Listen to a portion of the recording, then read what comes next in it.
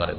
তো মিশা সওদাগর কালেমার পয়েন্ট আলোচনা করতেছে এইভাবে, আমরা দু চোখে যা কিছু দেখি আর না দেখি সব আল্লাহ সৃষ্টি মাখলুক। মাখলুক কিছু করতে পারে না আল্লাহর হুকুম ছাড়া, আর আল্লাহ সব কিছু করতে পারে মাখলুক ছাড়া, ঠিক কিনা? তো যাই হোক, সে তার মতো করে বলে গেল। এরপরে ওই ডিপজলকে আবার বললো যে আপনি একটু নামাজের বিষয়টা আপনার মতো করে বলেন।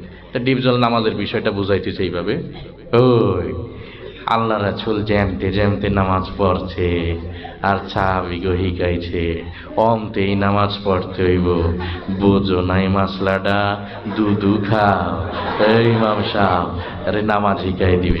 যাই হোক, সে তার মতো করে বললো। এরপরে জিকিরের বিষয়টা দিয়ে হলো কাবিলাকে।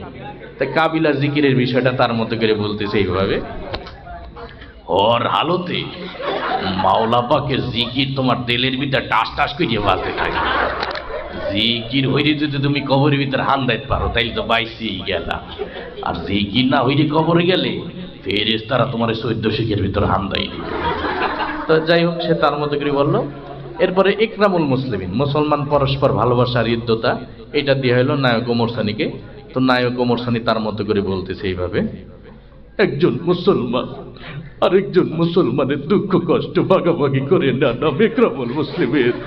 চৌধুরী সাহেব, আমরা গরিব হতে পারি, আপনার মতো বদ্দিন নই, আমি গত মাসেও 3 চিল্লা দিয়েছি। তো যাই হোক, সে তার মতো করে বললো। এরপর সহি নিয়ত, আমরা যা কিছু করবো একমাত্র আল্লাহ রাব্বুল আলামিনের রাজি খুশি